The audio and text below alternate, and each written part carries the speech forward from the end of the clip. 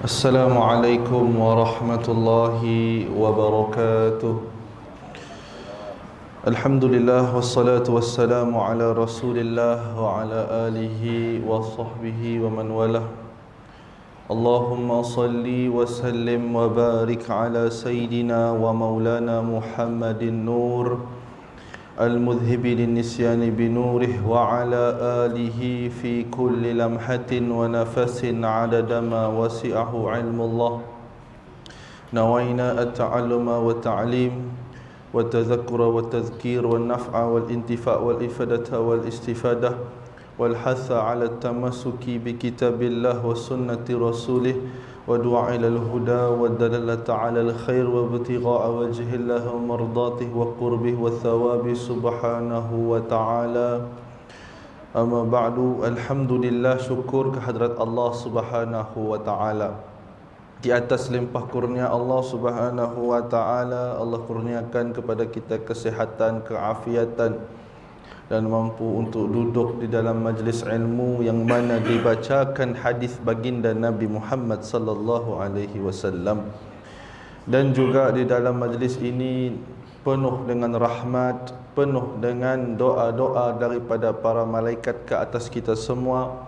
Moga makbul di sisi Allah subhanahu wa ta'ala. Allahumma amin.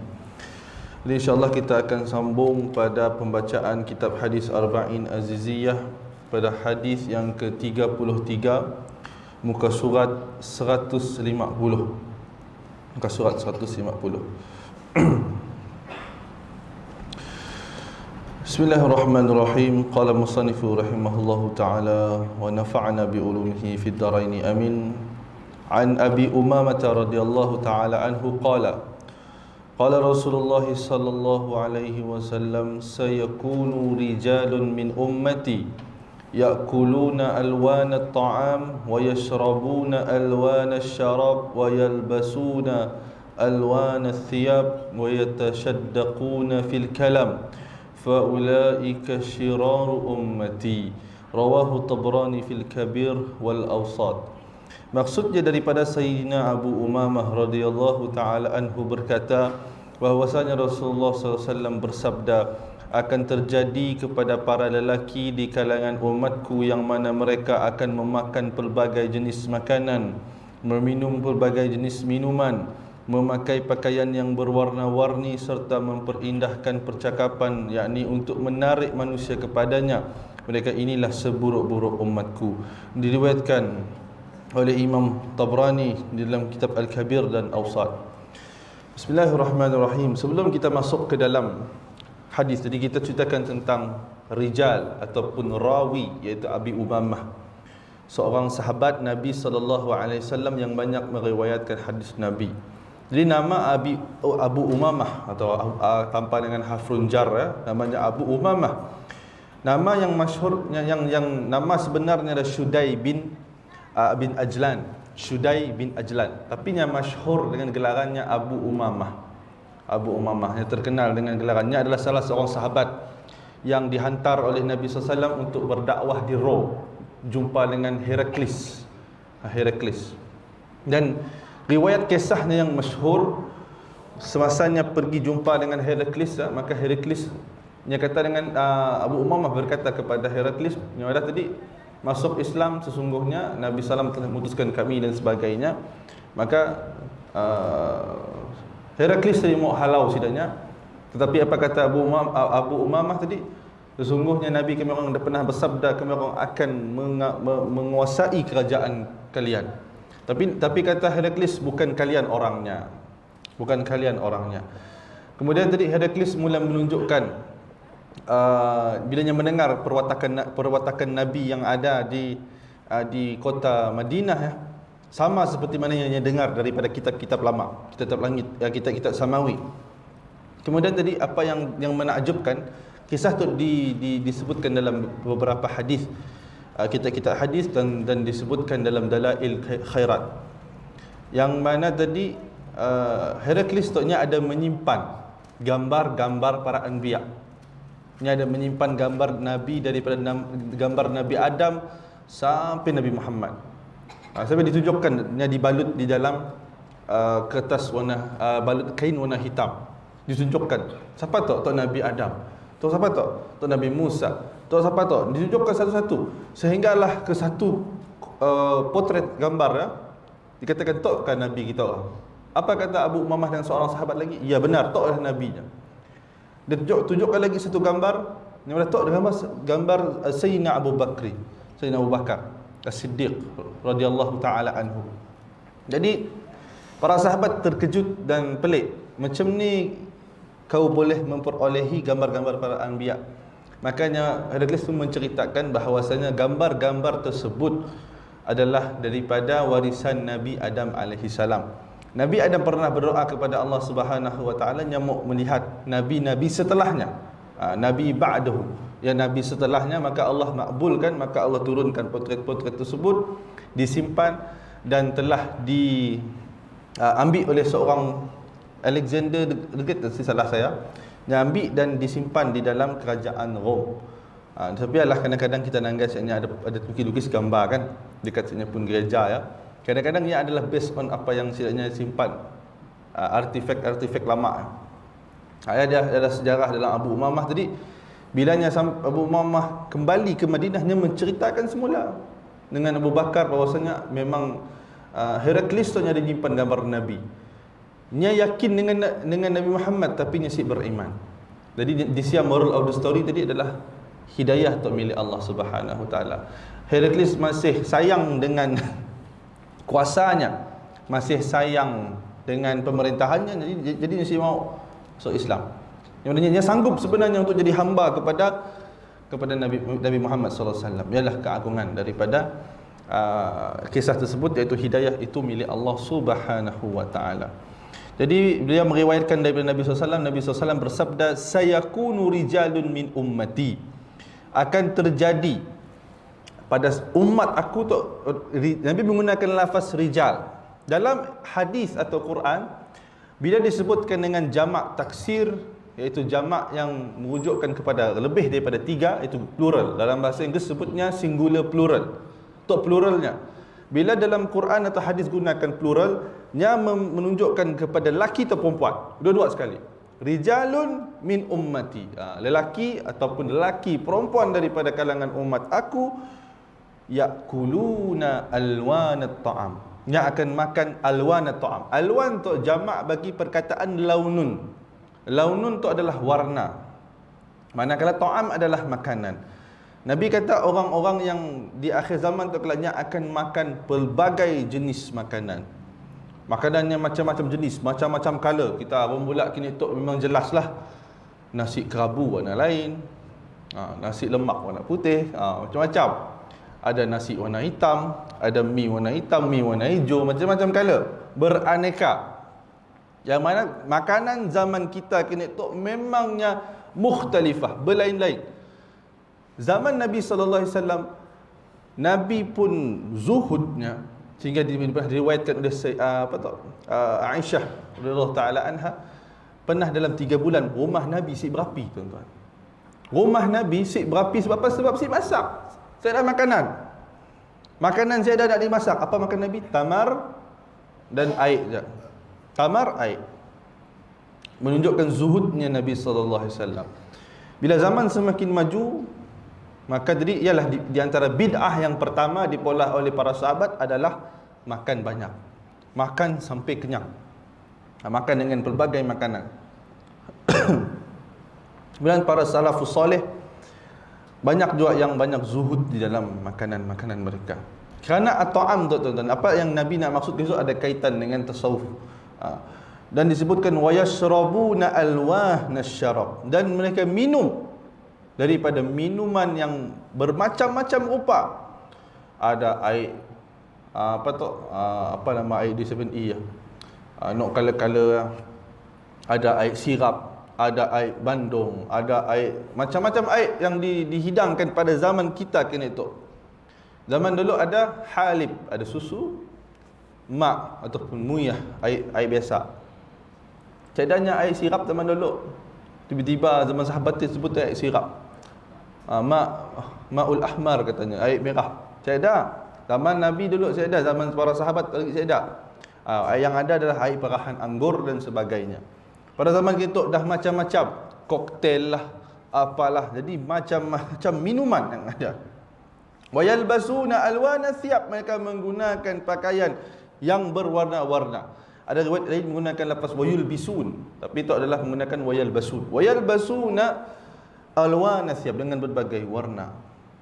Warna-warni. Kalau zaman kita ni tu macam-macam color lah, ada color merah, macam-macam color dah. Nabi tak ada di antara mukjizat Nabi tu, Nabi dah nampak. Nampak benda tu akan berlaku di akhir zaman, memang kita akan pakai color yang bermacam-macam.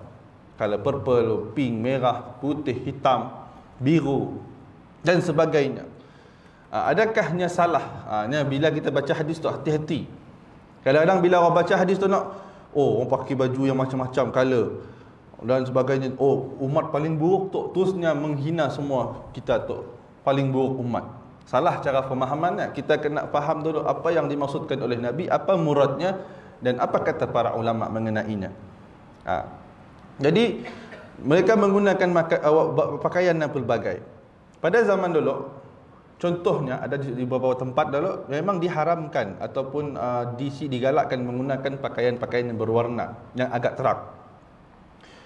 Contohnya Imam Ibn Hajar Al-Asqalani dalam kitab Fathul Bari yang ada menyatakan tentang hukum menggunakan baju warna merah. Hanya nak menghuraikan, yang nak ceritakan tadi, ada 7 pendapat ulama yang mengatakan menggunakan baju warna merah adalah haram. Yang kemukakan pendapat tu haram. Ada seorang keju merah belakang.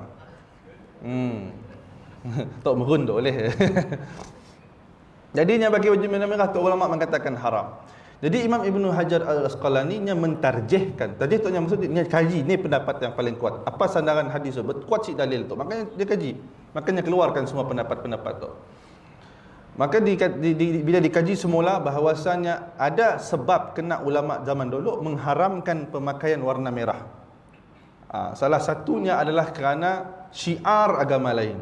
Mungkinlah pada zaman dulu untuk syiar agama lain warna merah. Wallahu alam lah syiar agama lain. Yang kedua, mungkinnya adalah pakaian khas bagi wanita. Mungkin. Tapi bila kita lihat pada zaman kita tu, baju warna merah tu adalah baju yang sudah menjadi budaya dan warna kebiasaan.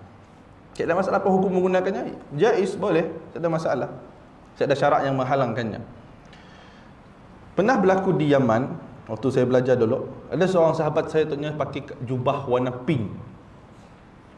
Warna pink. Habib Muhammad bin Saleh, guru saya, baru je datang dia bawa pulang. Jadi nya marah dengan tindakan tersebut. Yang mana tukar baju lain mudahnya. Yang mana adat di Hadramaut boleh guna pakaian yang terang, pink ke apa ke, nya terlalu terang tu si digalakkan.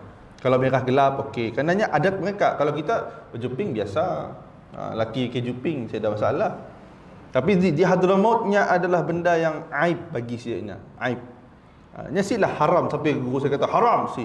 Tapi pada zaman di tempat siapnya waqi'nya siap adalah aib. Nya bukan budaya mereka. Dan ada sebab juga kena orang Arab tu masih stick dengan sidaknya pun adat. Kerana hadis-hadis macam tu lah mereka baca dan mereka tu stick dengan adat mereka. Simuk makan makanan pelik-pelik. Kalau kita situ macam-macam, kari puff cheese leleh lah. Apa lagi? Kuih pelita cheese lah. Macam-macam kuih. Semua dia dan taknya cheese. Jadi semualah nak digabungkan dan dijadikan viral. Zaman kini tu zaman viral. Apa-apa viral semua orang nak pergi, termasuk saya. Viral nak pergi. Viral nak pergi. Kita nak rasa sebenarnya. Jadi zaman tu memang dah berlaku dah, kata Nabi SAW. Dah berlaku semua macam-macam makanan pelik-pelik ada. Lem sheng lah, keng-keng lah, macam-macam lah. Sampai saya pun rasa nangga di video tu tuan-tuan. Rasa teringin nak makan. Ya Rabbi, nyaman apa lem sheng. Apa rasa lem sheng tu? Teringin. Pergi biryani saja. Order lah lem sheng, RM50 tu. Sebab makan selalu ke? Makan sekali sebulan saja. Order lah lem sheng. Nyaman lah. Nyaman lah. Tapi sedih lah duit terbang. Tapi ala kulli halnya makanan-makanan macam tu memang dah berlaku pada zaman kita, jadinya bermacam-macam.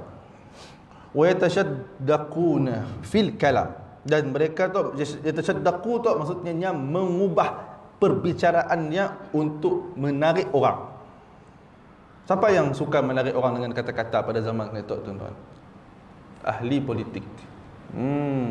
Dari perkataan mereka, dan mereka itu adalah digelar sebagai ahlul mustahzi'i.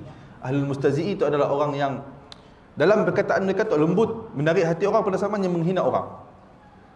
Itu golongan-golongan di akhir zaman. Jadi Nabi sebutlah terakhir, faulaika syiraru ummati. Mereka itu adalah orang yang paling buruk daripada kalangan umat aku. Buruk. Jadi apakah yang dimaksudkan oleh baginda Nabi sallallahu alaihi wasallam? Jadi kita lihat daripada syarahan Al-Imam Al-Munawi rahimahullahu taala. Jadinya mengatakan bahawasanya orang-orang yang daripada kalangan yang buruk umat tu nyamadah, di antara itu adalah khabar yang gaib Nabi sebut berkenaan dengan masa hadapan. Dan di kalangannya kata Imam Munawi, di antara ciri-ciri mereka di akhir zaman tu yang dimaksudkan Nabi syiraru ummati tu adalah mereka menggunakan fashion yang pelik-pelik. Bukan sekadar, tuan-tuan, orang yang yutawil akmamah. Akmam tu adalah jamak bagi kum. Kum tu adalah apa kalau dalam bahasa Melayu tu? Lengan baju yang pun lengan dibesarkan. Kerana apa? Kerana untuk menampakkan kemegahan. Kerana unsur-unsur kemegahan. Ada unsur sifat tihan wa kibran. Tihan wa kibran itu adalah sifat kesombongan dan sifat kemegahan. Jadi bila mana orang yang menggunakan pakaian macam fashion itu pelik-pelik, tuan-tuan. Orang menggunakan pakaian yang pelik-pelik tu tujuannya adalah apa? Untuk bermegah-megah. Nabi dah sebut kita tu, Allah SWT sebut waja'alnakum ummatan wasata. Aku telah jadikan kalian semua adalah umat yang pertengahan. Jadi tapi ulama mengatakan bahawasanya umat di zaman tu pertengahan adalah yang terbaik. Yakni kesederhanaan. Sederhana.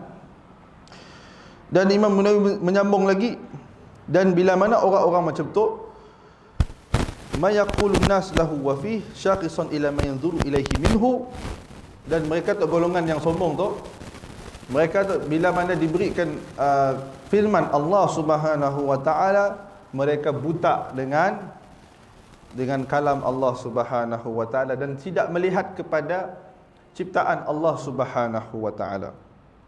Mereka pekak daripada mau'izah, daripada nasihat-nasihat dalam agama. Pada akhir zaman yaqra'ul kalam Allah wa la yataladz bihi. Baca Quran tapi si rasa kelazatan dalam Al-Quran. Seperti hadis betul-betul kita sebutkan tentang yang keberapa dia? Hadis yang ke-31 berkaitan dengan zaman yata'allamul Quran yajma'u hurufahu wa yudayyi'u hududahu wailul lahum mimma jama'u wailul lahum mimma dayya'u. Yang mana orang mengabaikan tentang Al-Quran, baca Quran tapi si menghayati, tidak merasa lazat. Wala yajidullahu halawatan, si merasakan kemanisan di dalam Al-Quran tersebut. Ka'annahu innama ana zalika ghair, seakan-akan lebih memberi perhatian kepada perkara lain. Fa kaifa yatalazzu bima kallafa bihi ghairu. Contohnya mau rasa lazat kalau ada mengagungkan orang yang lebih daripada Allah Subhanahu wa taala. Tapi Habib Umar Saduh ada beri satu kalam pada berhati-hati bila mana kita mengagungkan orang yang bukan membawa syiar Islam. Contohnya la'ibin wa mumassilin katanya. Daripada pemain-pemain bola dengan orang pelakon-pelakon yang lebih kenal ma'rifatul asma' al-la'ibin wa mumassilin katanya. Mereka tu lebih tahu tentang hal-hal dan nama-nama pelakon dan nama-nama pemain bola. Dia tanya Cristiano Ronaldo lahir bila? Oh tahu. Sekian-sekian dulu masuk tim tu. Oh tahu. Siapa nama sebenar Sayyidina Abu Bakar? Dia tahu. Dia tahu kerana apa? Kerana si pernah mengkaji sirah para sahabat. Dia tahu. Ialah di antara kelemahan bila mana umat akhir zaman tidak mengambil endah tentang orang-orang yang sepatutnya mereka ambil berat. Dan bila mana lagi kata Imam Al-Munawi, orang-orang yang disebutkan Nabi itu adalah orang yang sangat jauh daripada rahmat Allah Subhanahu wa taala. Jadi orang yang dimaksudkan yang makan dengan pelbagai makanan untuknya, dimaksudkan oleh para alim ulama adalah bilanya ada makanannya sombong dengan makanannya. Aku mau steak je, medium rare, si mau daging-daging biasa katanya. Sombong. Aku mau makanan tu sekian-sekian, makanan yang pelik-pelik, makanan orang kaya yang ada darjat. Si mau memakan, maka bilanya timbul kesombongan dia, maka itulah yang dilarang oleh baginda Nabi sallallahu alaihi wasallam, yang termasuk dalam golongan syirar ummati. Jadi Imam Al-Ghazali dalam kitab Ihya Ulumuddin yang disebutkan bahawasanya tentang bahayanya ta'am wa syarrut ta'am tu katanya. Bahaya makanan. Makanan tu sebenarnya nyasilah, nya nyaman, tapi nya ada kesan pada tubuh badan tu nya ada, kata Imam Al-Ghazali. Jadi bila mana makanan tu kalau kita ambilnya dalam kuantiti yang terlalu banyak, nya akan jadi ummahatil akhlaq mazmumah. Nya akan jadi akar untuk akhlak yang buruk. Akhlak yang buruk. Jadi nya mengatakan perut tu al-li'an al-ma'idata katanya. Kerana perut tu nya adalah yanbau tempat tempat terbitnya syahwat. Perut. Cabalah kalau kita si kontrol makan, kita pun syahwat tu macam-macam kita mau. Daripada yang pertama katanya bila syahwat perut tu, bila kita penuh kenyang, syahwat kita untuk dalam sudut kata Imam Ghazali tu syahwatul faraj. Syahwatul faraj tu adalah syahwat yang berkaitan dengan kemaluan lah. Maksudnya nafsu seksnya. Nafsu seksnya kuat. Bahayalah. Seksnya kuat bila mana nafsu makannya dipenuhi, nafsu seksnya maka dipenuhi juga, maka sekedar lain yang nya mau lepasnya adalah syahwatul mal, kata Imam Ghazali. Nya akan minta kepada harta, mau mengumpul harta, dan kerana dengan harta lah nya akan dapat mempuaskan nafsunya dengan makanan, dengan seks tersebut, dengan syahwat, dengan syahwatul faraj. Bila mana nya dah kenyang dengan nafsu bahagian bahagian harta, maka yang nya akan pergi, kata Imam Al-Ghazali, adalah syahwatul jah. Syahwatul jah itu adalah syahwah untuk mendapatkan pangkat dan mendapatkan kedudukan di mata manusia. Dia mau kerja daripada makanan sampai ke kemaluannya, sampai ke dalam harta. Dah si pandai puas, kata Imam Ghazali, manusia tak sekali pernah puas, dah dapat harta nyemuk lagi. Contoh paling mudah lah tuan-tuan, Pablo Escobar. Ada yang kenal Pablo Escobar. Abang kita depan tu mesti kenal lah Pablo Escobar tu siapa. Pablo Escobar tu kalau kita dengar ceritanya, nya dah kaya, dinobatkan dalam Forbes, dalam buku Forbes yang orang paling kaya dunia, nya adalah antara penjual dadah yang terkaya di dunia. Net worth-nya si tahu berapa lah, si ingat, tapi nya paling kaya. Apa menyebabkannya jatuh? Kita ambil pengajaran, kita bukanlah nak jadi macamnya juga. Kita nangga ceritanya mau jadi macam Pablo Escobar, siklah. Tapi kita nangga nyam pun kejatuhan adalah kerana apa? Kerana sifat tamaknya. Apa yang dia kerja? Syahwatul mal dah dapat dah. Sampai duitnya dalam tanahnya berjuta-juta. Gilanya keluar balik, rosak duitnya. Siapa pakai gigi dah rosak, sebab dalam tanah tu kan ada asidnya, hanya merosakkan duit dah. Apa yang menyebabkannya terus gugur ya adalah syahwatul jah. Nyamuk mendapat kedudukan. Kedudukan nyamuk pergi, sepatutnya dia dah kaya, ya, duduk rumahnya main dengan anak. Tapi oleh kerana syahwah tu, nyamuklah kita rasa panas, kita inginkan dapat kedudukan. Nyamuk jadi apa? Nyamuk jadi presiden. Ya, dan dia kejarnya. Bilanya kerja-kerja jadi presiden, last mati dibunuh oleh DEA agent. Ialah kesudahannya. Kerana syahwatul jah tadi. Nya tuntut, dan daripada sifat tersebut yang melahirkan kerosakan yang lain lagi, kata Imam Ghazali, iaitu sifat-sifat kibir, sifat sombong, sifat ujub, sifat merasa bagus dirinya, sifat hasadnya lahir, dan tughyan, sifat bencinya kepada orang semakin besar. Daripada mulanya apa? Daripada ta'am, kata Imam Ghazali, daripada makanan. Sebab ialah kata Imam Ghazali, qad istadda khawf as-salaf min ladhizi at'imah. Salafus soleh tu mereka mengelak nak makan makanan yang lazat-lazat. Kenapa? Kerana takut rasa macam tu timbul lah. Dan di antara zaman para sahabat jatuh kerana apa? Kerana senangnya zaman tersebut. Banyak harta Islam ramai, banyaknya harta Baitul Mal dikumpul dan sebagainya. Sampaikan zaman sahabat dah pernah berlaku pada zaman Khalifah Umar bin Abdul Aziz. Zaman zakat tu tak beri siapa dah. Semua ada harta. Kita tak beri siapa. Kerana banyaknya harta. Jadi umat jadi senang. Ialah ada sikit kata pepatah orang putih. Hard time creates strong man. Strong man create good time. Good time create weak man. Weak man create hard time. Cakap speaking dah kita akan itu. Orang putih ya. Jadi kata orang putih ni tadi, hard time tu waktu yang susah, waktu yang payah dalam hidup kita yang akan buatkan seseorang yang kuat. Strong man. Dan strong man tu akan pula waktu good time, waktu yang baik, waktu yang penuh dengan nikmat, waktu dengan nikmat yang banyak. Dan good time tu adalah waktu yang baik tu akan pula apa? Weak man. Dalam weak man tu akan polah balik hard time. Nabi sebut dalam hadis juga, wa yuladuna fi ni'mah. Memang ada anak-anak tu kelak yang akan lahir dalam keadaan nikmat, wa ghudhu bihi, yang akan menikmati nikmat-nikmat tersebut. Sehingga akan apa? Sehingga akan mereka tu jadi ujungnya syiraru ummati. Seburuk-buruk umat. Kerana apa? Kerana waktu yang senang lenang, waktu yang nikmah yang kita berada kini tu yang melahirkan orang generasi yang lemah, generasi yang malas, generasi yang zaman kini tu kalau nak suruh orang baca buku kan susah. Saya kata dengan anak-anak murid saya selalu, seorang anak murid saya ada depan kan.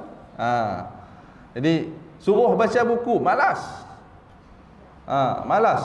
Kerana apa? Kerana entahlah, kerana zaman dah berubah. Orang lebih suka kepada informasi yang pendek-pendek. Contohnya apa? TikTok. Tangga video TikTok. Siapakah si fulan-fulan? Orang langgar video. Yang ada maklumat, tapi maklumat dia ringkas. 1 minit je video. Tapi kalau kita baca buku, yang akan memberikan kita maklumat yang lebih luas. Sebablah kita kena membaca apa-apa jenis buku sains, kadang buku teologi, apa-apa buku untuk menambahkan maklumat-maklumat kita, supaya kita jadi orang yang jahil. Zaman itu dah bila mana umat dalam keadaan nikmah dia jadi malas. Jadi si mau dah lagi untuk berusaha untuk jadi lebih hebat daripada zaman dulu. Ulama-ulama, kalau kita baca kitab Safatun min Qistal Ulama, ada satu kitab yang dikarang oleh seorang ulama tu, siapa namanya? Allahumma salli ala Muhammad. Saya lupa namanya, yang mengarang satu kitab tentang kisah zuhud dan juhudnya para alim ulama.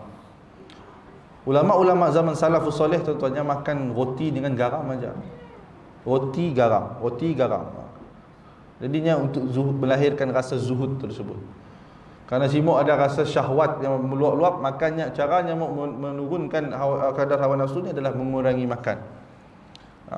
Benda yang susah, mengurangkan makan ni adalah susah. Lagi-lagi orang dah datang, jom makan. Nak kurangkan makan, orang buat makan. Susah kita nak tolak rezeki. Kata aduh, tu susah tu. Dibak lagi makan. Jom kita makan nasi lemak. Tengah hari makan, kita pergi azal katanya. Nasi Arab. Aduh.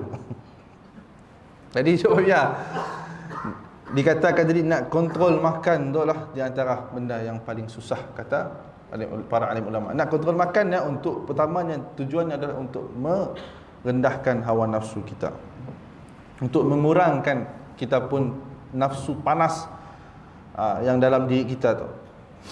Dan bila mana disebutkan dengan syarab lagi, minuman, yang mana dah tadi makanan, untuk minuman lagi.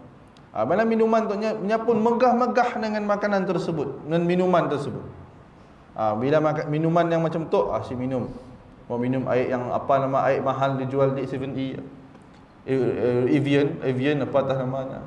Sikit botol dia RM3, RM3 ke RM4 harganya. Ya mahal lah. Si tahu nya ambil daripada sini, daripada syurga kali air mahal. Bilanya dah mahal lah, sibuk minum air macam tu. Siapa masuk tekak, sombong. Sombong dengan minumannya tu adalah yang dimaksudkan Nabi.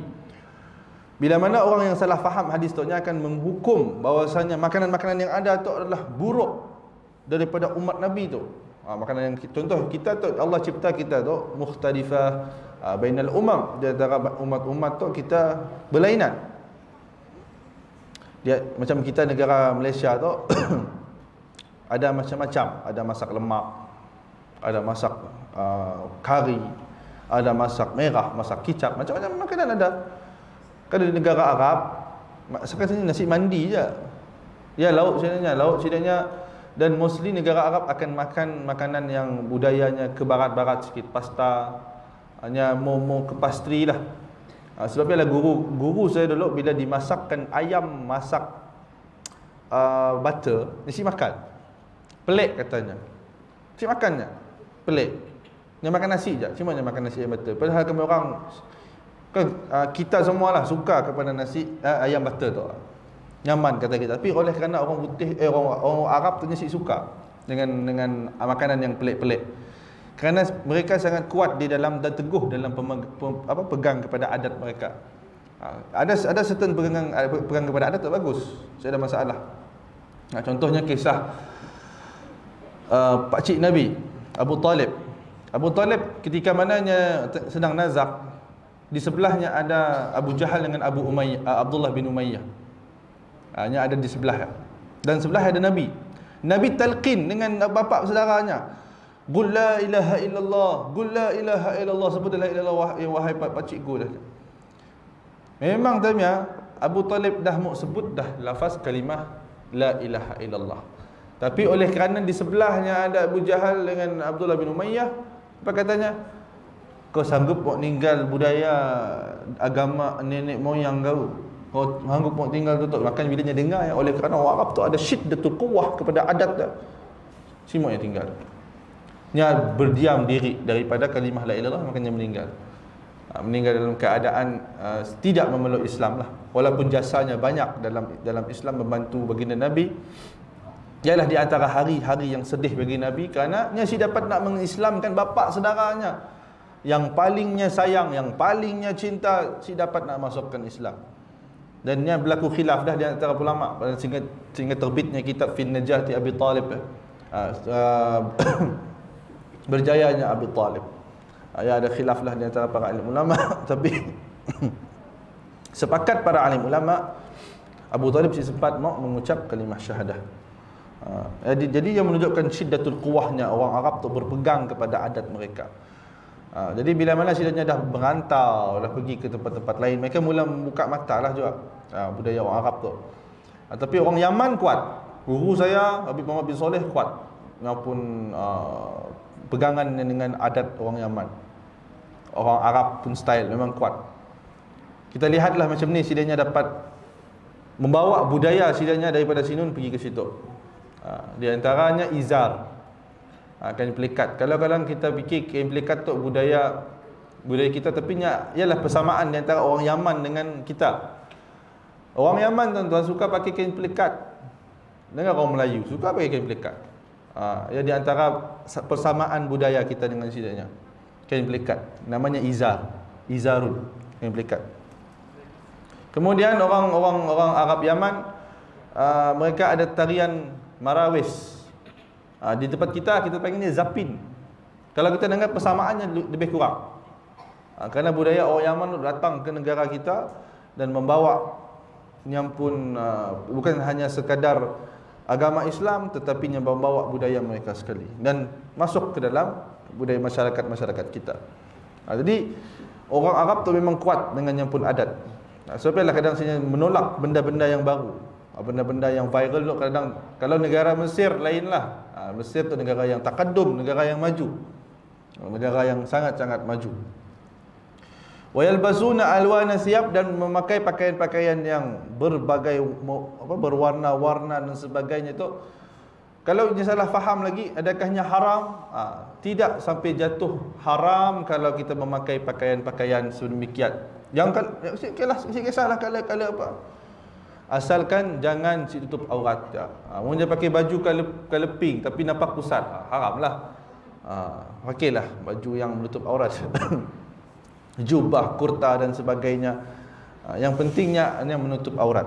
Jangan pakai pakaian-pakaian yang tidak menepati syarak. Yang paling pentingnya. Sikit salah kalau dia ada tempat kita gitu. Dan hukum pengharaman yang tadi saya sebutkan tentang baju warna merah adalah diterbatal oleh kerana zaman kita, wakil zaman kita itu dah berubah. Sama macam hukum pakai topi. Pakai topi sudut kan saya pernah cerita sebelum tu, ulama-ulama Jawi, ulama-ulama Nusantara mengharamkan penggunaan topi sudut, tapi oleh kerana ilah tersebut hilang, kerana ulama-ulama mereka mengkaji satu hukum tu pada zaman ke zamannya ada sebabnya diharamkan. Ada sebab-sebab. Dan kita kena kaji semula, dan para ulama zaman kita lah kena kaji semula dan hukumnya sebagainya. Supaya apa? Supaya memberikan penjelasan kepada orang awam untuk tidak keliru. Kadang-kadang ada orang awam yang baca hadis, yang baca sendiri-sendiri, simuklah aku makan lagi nasi kerabu tu katanya. Simuklah aku makan tu lagi. Sebab apa? Sebab makanan tersebut adalah makanan yang pelik. Ni pun kefahamannya dangkal lah, sampai ni salah faham tentang hadis. Air lepas saja minum air sejuk saja. Cuma minum air lain. Kerana apa? Kerana Nabi pada tu adalah orang yang seburuk-buruk umat. Bilanya salah faham dia, tu lah bahaya. Sampai kita kena faham murid ulama. Jadi kita dah apa kata Syekh Abdul Aziz, hadis ini tidak perlu dijelaskan lagi bahawa ini dimaksudkan oleh manusia yang hidup pada zaman ini. Mereka hidup dalam keadaan berlebih-lebihan daripada sudut makanan, minuman dan pakaian, sehingga tahap bagi saya mengalahkan apa yang jadi kebiasaan di sisi Fir'aun, apatah lagi pada umat Islam. Ayat kata Syekh Abdul Aziz. Syekh Abdul Aziz kata, hidup pada zaman ni'mah tu nya banyak berlaku berlebihan. Makanan lebih, membazir banyak. Membazir banyak. Contoh bulan puasa sajalah. Tadang macam ni pembaziran yang kita pola. Sampai dalam hadis sebut, ta'amu salas kafir arba'ah, ta'amul isnin kafir salasa wa ta'amul salasa kafir arba'ah. Dan hadis ada riwayat yang mengatakan ta'amul arba'ah kafir khamsah, sampailah habis. Nabi menyebutkan tadi, bila mana makanan tu kalau untuk 2 orang cukup untuk 3 orang. Kalau makanan untuk 3 orang cukup untuk 4 orang. Dan seterusnya. Sampailah kalau kita menyediakan portion tu, kalau kita nak ikut sunnah Nabi, kita baca hadis Nabi. Makanan untuk 2 orang cukup untuk 3 orang, insya-Allah.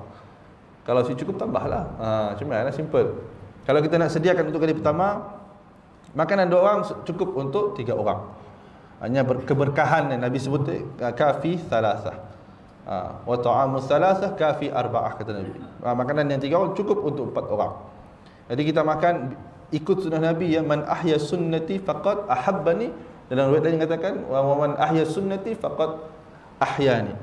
Barang siapa yang menghidupkan sunnah aku, makanya mencintai aku, kata Nabi. Dan kalau dia menghidupkan sunnah aku lagi, maka sesungguhnya dia telah menghidupkan sunnah dalam dirinya.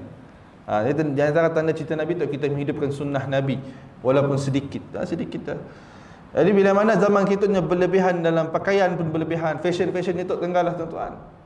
Bajunya pelondeh-londeh, nampak dada. Untuk lelaki nampak dada, lengan labuh, maka menunjukkan kesombongan. Dan kalah Fir'aun. Kalau Fir'aun dengan fashion kita zaman kita pun terkejutnya. Cuba buka red carpet untuk program Oscar ke apakah, ibu Oscar lah, tangga nak Malaysia pun. Tangga macam ni artis-artis berpakaian, gunakan baju sampai terjelir ke lantai apa semua, fashion yang melampau. Kalau Fir'aun nanggap, Fir'aun terkejut. Terkejutnya dahsyat juga orang zaman kini tu adanya. Terkejutnya. Jadi diriwayatkan juga dalam sebuah hadis yang lain, syiraru ummati alladhi wulida fin na'im wa ghudhu bihi. Ada sebut tadi sedia. Dan seburuk-buruk umat aku adalah mereka yang dilahirkan dalam keadaan kenikmatan, wa ghudhu bihi, lalu mereka menikmatinya. Yakuluna min at-ta'ami alwanan, dan mereka makan daripada makanan yang pelbagai, yang beraneka jodoh makanan. Wa yalbazuna min thiyabil alwanan, dan mereka pakai pakaian yang berwarna-warna.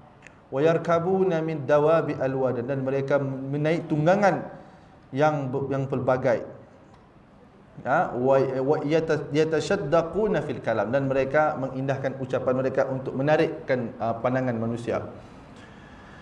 Tak di antara Nabi pun i'jaz, Nabi pun mu'jizah. Wa yarkabuna min dawabil alwan. Tengok kenderaan kita zaman itu, macam-macam color ada. Color saya color hitam, ada orang color putih. Nabi dah nampak dah bahawasanya zaman akhir zaman kelak memang tunggangan zaman kita tu apa? Kereta lah, dengan macam-macam warna.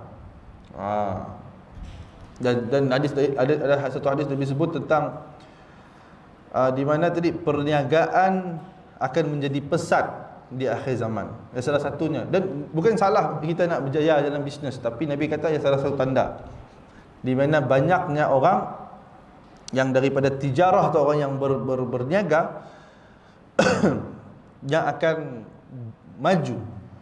maju sehingga akan isterinya pun ikut sekali dalam berniaga. Adakah salah? Salah. Dalam syarak salah, tapi Nabi nak mengatakan ya tandanya. Tanda sampai sehingga satu tahap mereka sibuk mengejarkan harta sehingga lupa dengan agama. Yang berlaku di akhir zaman, kata Nabi SAW. Kalau kita nak jadi orang yang berjaya, sentiasalah kita ingat dengan agama, dengan dan sebagainya, dan jangan kita lupa untuk berinfakkan harta kita.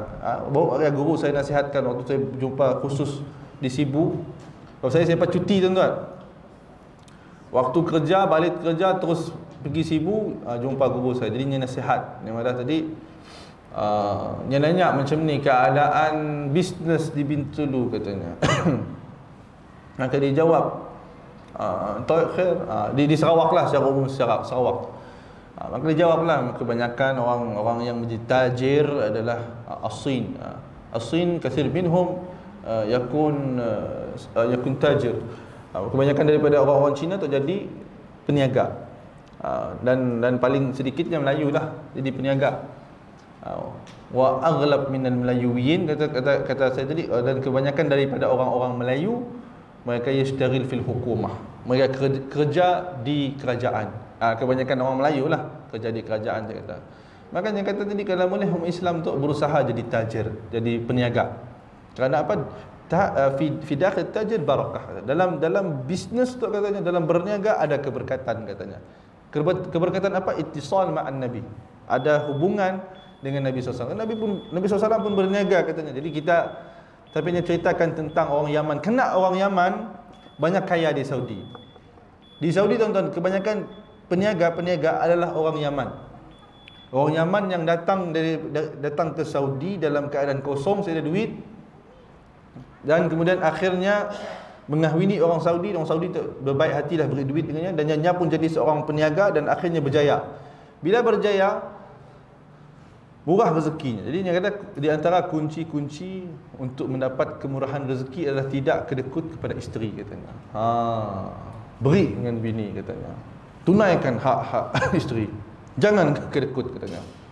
Tapi kan diceritakan seorang orang Yaman, peniaga yang kaya, dia bahagikan setiap kalinya untung, dia akan bahagikan untuk isterinya. Memang khusus untuk isterinya untuk dirinya saya ada, tapi untuk bisnesnya dan simpanan. Untuk dirinya saya ada, dia berkorban, dan akhirnya menjadi orang tijarah yang seorang peniaga yang berjaya. Dia antara kunci-kuncinya. Dan kedua katanya adalah didik isteri jadi mar'atus salihah, jadi perempuan yang salihah. Ia adalah di antara kunci-kunci untuk murah rezeki, kata guru saya. Didik isteri kita, didik isteri jadi salihah, insya-Allah pintu rezeki murah dah. Sebab orang Yaman banyak jadi kaya di Saudi. Di Saudi ya kebanyakan businessman semua orang Yaman. Kadang saya pelik, bulan Ramadan, tangga pahal orang Arab Yaman tu cuti yo. Tangga orang tua sidaknya, orang tua duduk rumah bersembang, berkelakar. Macam sidak kerja. Sini sidak oleh duit. Ujung bulan tak tahu sidak akan pergi ke money changer tukar duit. Keluar berkepuk-kepuk kan duitnya. Fikir, sini saya tak oleh duit tu, macam pelik. Saya tak money laundering ke apa tu saya tu. Jadi bila alamak dengan orang Arab, pada halnya sebenarnya banyak anak-anak yang kerja di Saudi. Bila tidak kerja di Saudi, jadi kaya raya, sebenarnya akan kirim duit ke Yaman. Beri dengan family. Jadi family siap payah bekerja, duduk rumah aja. Apa balahnya duduk rumah beribadah. Ya ajaklah kerja sebenarnya. Sebab ekonomi Yaman tak nasi maju. Kerana apa? Kerana tadi banyaknya orang Yaman keluar negeri cari rezeki di tempat luar. Yang akan cari rezeki di dalam Yaman. Kerana apa? Kerana kemerosotan ekonomi yang ada dan tidak ada kemajuan lah. Macam di Saudi tu macam-macam.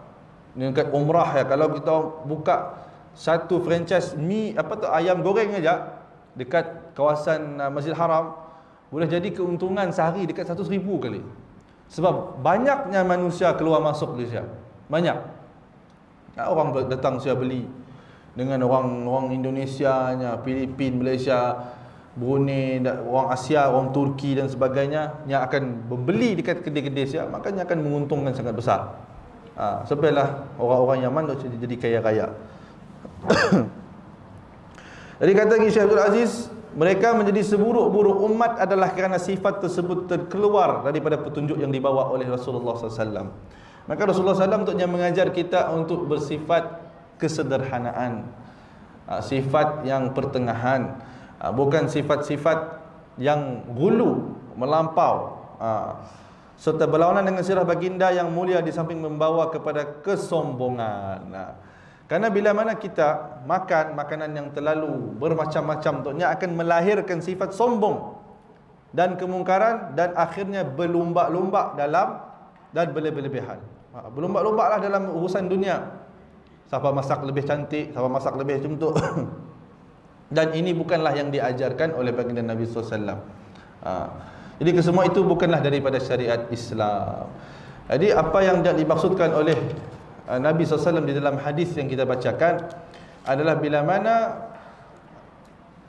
perkara-perkara yang baru ada, perkara-perkara yang viral ada, si menjadi satu kesalahan. Si menjadi satu kesalahan, akan tetapi nikmat-nikmat tersebut di antara tanda-tandanya, di antara tanda-tanda akan dekat berlakunya hari kiamat. Bila kiamat berlaku adalah kerana apa? Kerana dengan tanda makanan yang pelbagai, kata Nabi. Nabi dah nampak dah benda tu daripada awal. Allah dah menampakkan, singkapkan kepada Nabi SAW, macam ni rupa akhir zaman tu, makanannya macam-macam. Ibu kan kadang-kadang kita di situ pun ada makanan di Bilik Mesyuarat 5 lauk sekali di meja. Macam-macam. Nikmat. Nikmat yang sangat banyak. Kuncinya adalah bersyukur. Bersyukur atas nikmat Allah yang midrar, yang sangat-sangat berterusan, banyak. Kita kena bersyukur, jangan kita sombong. Jangan kita sampai tahap merendahkan orang lain, memakai pakaian-pakaian tadi yang yalbasuna alwana thiyab, menggunakan pakaian-pakaian yang pelbagai dengan niat sombong. Paling bagus, pakaian yang paling bagus adalah pakaian sunnah. Pakaian sunnah adalah pakaian yang terbaik. Pakaian seperti jubah ataupun kalau daripada sudut kacamata usul fiqh, pakaian yang paling baik adalah pakaian yang menutup aurat. Ya, kacamata usul fiqh lah. Kalau kita daripada sudut sunnah, pakaian Nabi adalah pakaian yang terbaik. Pakaian Nabi adalah pakaian yang terbaik. Dan jangan jadikan kita pun lisan tu tujuannya untuk mengambil hati umat semata-mata atas propaganda, atas kita pun tujuan yang tidak baik. Jadi Nabi dah lihat dah benda tu berlaku di zaman kita. Jadi kita kena berhati-hati, dan sentiasa muhasabah diri kita untuk tidak terjebak ke dalam kelompok-kelompok yang sombong, yang hanya berniat untuk memuaskan hawa nafsu sendiri.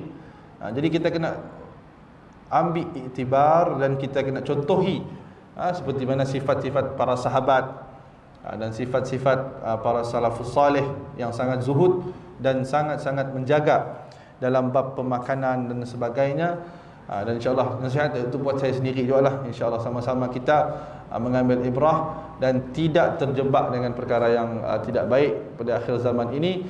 Jadi cukup sekadar saja, kita akan sambung pada minggu hadapan hadis yang ke-34. Jadi insyaAllah segala yang baik, selamat lagi mau habis tuan-tuan. Tinggal hadis 35, 36, 37, 38, 39, 40, 41 hadis, tinggal berapa hadis je lagi ya. Jadi lepas Habis insya-Allah saya akan ijazahkan buku tu daripada guru saya. Moga silsilah ilmu tersebut bersambung dan dapat keberkatan daripada para alim ulama yang berketurunan Nabi SAW. Kerana pengarang kitab tu adalah keturunan Nabi, ini daripada keturunan Al-Hasani, daripada Ghumar. Ghumar di Morocco. Morocco baru kalah ya. Jadi kita harap dapat bersambunglah dengan sanad ilmu. Sanad ilmu tu sangat penting kita bersambung dengan para alim ulama, kerana di akhirat kelak kalau kita tu amal secukup nak, insya-Allah dengan silsilah yang kita ada dengan mereka tu, dengan ilmu sanad ilmu tu, insya-Allah nya akan kenal kita. Sambung ilmu, insya-Allah tarik sekali masuk dalam kelompok-kelompok mereka, insya-Allah.